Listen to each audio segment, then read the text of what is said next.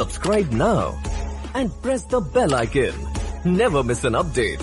वज़ारत ख़ज़ाना की जानिब से एक माहाना आउटलुक रिपोर्ट जो हर माह जारी की जाती है वो जारी की गई है और उसमें कुछ मुआशी अशारिये जो शुरू के 4 महीने माली साल के गुजरे हैं इससे मुताल्लिक कुछ आदाद शुमार शेयर किए गए।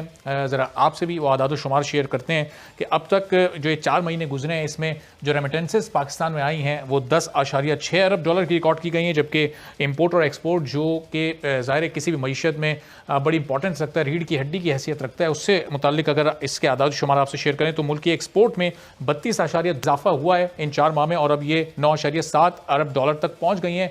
लेकिन बुरी खबर यह है कि जो इंपोर्ट है मुल्क की उसमें इससे भी दुगना इजाफा हुआ है और इसका फिगर है 66.6% इजाफा और ये मजमूई तौर पर अब 23.5 अरब डॉलर तक पहुंच गई हैं। यानी जो तिजारती खजाना है हमारे मुल्क का वो इस वक्त 13.8 अरब डॉलर इस माली साल में पहुंच गया, जो कि ज़ाहिर है हमारी मईशत पर एक मनफी असर मुरतब कर सकता है। इसके अलावा महंगाई के कुछ फिगर्स भी इसमें शेयर किए गए हैं, जिसमें यह बताया गया कि अक्टूबर के महीने में जो महंगाई की शरह है वो 9.2% रही है और गुज़िश्ता साल नवंबर में जो महंगाई की शरह थी वो 8.3% थी। यानी इसमें भी गुज़िश्ता साल के मुकाबले में तकरीबन 1% इजाफा है और शहरों में अगर महंगाई की शरह देखी जाए तो वहाँ 12% है, जबकि देहात में इसमें 10% इजाफा हुआ है। इस पूरी सूरत हाल से मुताल्लिक गुफ्तगू करते हैं सलमान शाह साहब, साबिक़ वज़ीर ख़ज़ाना हमारे साथ मौजूद हैं। माहिर माशियात भी हैं। हमारी इकॉनमी क्या इन आशारियों के साथ मजबूत होने जा रही है या फिर चूँकि एक नया मिनी बजट भी आने वाला है, IMF के साथ डील भी फाइनल तकरीबन हो चुकी है, तो उसके बाद क्या हमारी मईशत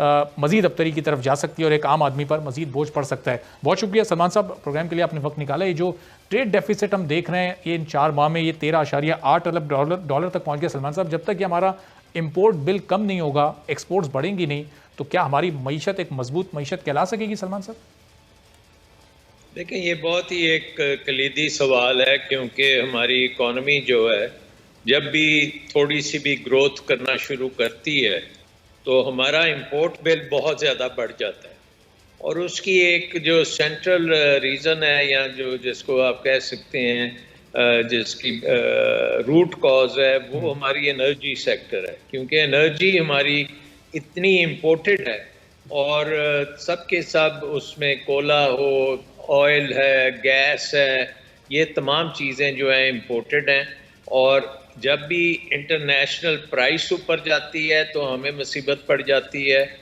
और जब भी हमारी इकोनॉमिक ग्रोथ होती है और उसमें ज़्यादा एनर्जी लगानी पड़ती है तो फिर भी हमारा खसारा बनना शुरू हो जाता है। सही। तो ये एक किस्म का प्रॉब्लम है जिसको हम कह सकते हैं कि ये स्ट्रक्चरल प्रॉब्लम है हमारी इकोनॉमी का और इसकी वजह ये है कि पिछले 40 साल से हमने कोई डैम नहीं बनाए और उसके साथ साथ जो डोमेस्टिक हमने जो करनी चाहिए थी एक्सप्लोरेशन कि हम अपने मुल्क के अंदर ही चीज़ तवानाई के ज़ख़ीरे ढूंढें, वो पूरी तरीके से नहीं किए। हमने शमसी तवानाई के ऊपर कोई नहीं दिया, फोकस नहीं किया। इस वक्त टोटल कैपेसिटी जो है हमारी पावर जनरेशन की उसका सिर्फ 1% जो है वो शमसी तवानाई का है, जबकि दुनिया तो तेज़ी से शमसी तवानाई की तरफ जा रही है और यूरोप जैसे ममालिक जहाँ पे सूरज बहुत कम होता है वहाँ भी 20-25% उनकी कैपेसिटी जो है वो सोलर पे चली गई है। सो अब बहुत सी कोताहियाँ हैं जिसकी वजह से अब हमें मसला अपनी इकोनॉमी में आता है जो कि एनर्जी ड्रिवन है। ये हुकूमत अपने 3-3.5 साल पूरे करने जा रही है। जब इस हुकूमत ने अपने 2.5 साल पूरे किए थे तो इमरान खान साहब ने कहा था कि ये मुश्किल वक्त गुजर गया है, 2-2.5 साल का था, लेकिन ये पिछले 1 साल में जो आवाम पर ये बोझ पड़ा है, ये घी की कीमत तकरीबन 58 रुपये बढ़ गई है, तेल की कीमत 53 रुपये 1 किलो की बढ़ गई है, बिजली की कीमत में 47% इजाफा हुआ है, पेट्रोल की कीमत में 1 साल में 40% इजाफा हुआ है, अद्वियात में 12% तकरीबन इजाफा हुआ है।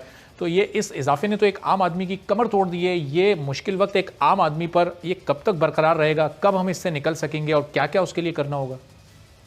देखिए, एक बात तो ये है कि पिछले साल के मुकाबले में इस साल जो सप्लाई चेन्स हैं दुनिया की वो बिल्कुल डिसरप्टेड है, क्योंकि एक पेंडेमिक की वजह से पिछले साल बहुत कम ट्रैवल भी कम था और तजारत भी कम थी, इन्वेस्टमेंट भी कम थी।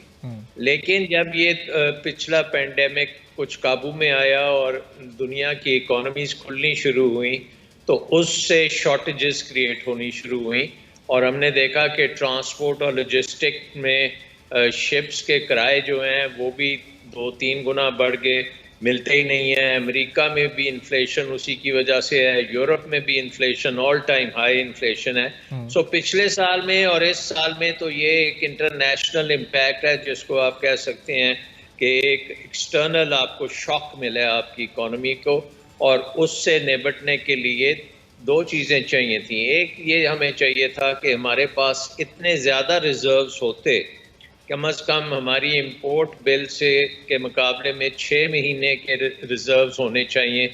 हमारे रिजर्व सिर्फ 3 महीने के। अच्छा। सो इस किस्म का जब शॉक पड़ता है तो हमारा रुपया जो है लड़खड़ा जाता है, उसमें वो कुव्वत नहीं है कि वो खड़ा रहे, और इसलिए आपको IMF की भी सपोर्ट पड़ती है, इसलिए आप सऊदी अरेबिया से पैसे मांगने जाते हैं कि वो आपके रिजर्व्स में कुछ रख दे ताकि रुपए में। सलमान साहब, इसका मतलब ये पेंडेमिक की अभी एक न्यू वेव आहिस्ता आहिस्ता आ रही है। अभी तो ये सिर्फ कुछ अफ्रीकी ममालिक में है, अगर ये आहिस्ता आहिस्ता फिर सफरी पाबंदियां लग जाती हैं और किसी हद तक लॉकडाउन की तरफ ये दुनिया जाती है, तो इसका मतलब ये कीमतें फिर नीचे आ सकती हैं, फिर शायद ये महंगाई का जो लोड है थोड़ा कम हो सके एक आम आदमी पर से। देखिए, पाकिस्तान की एक अजीब सिचुएशन है कि जब दुनिया में मुश्किलात आती हैं तो पाकिस्तान की इकॉनमी बेहतर हो जाती है।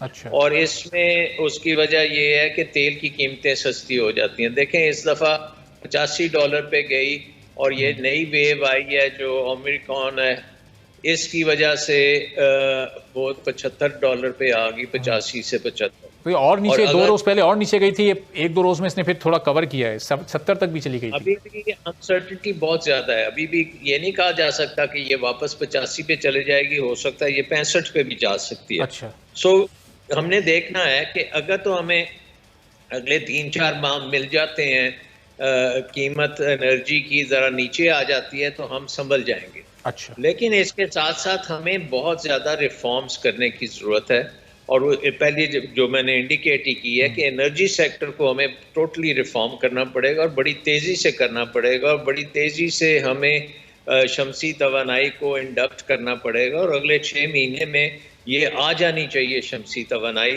अच्छा। 1% से बढ़ा के इसको 25-30% की तरफ हमें चल पड़ना चाहिए। इसके साथ साथ आपको फॉरेन इन्वेस्टमेंट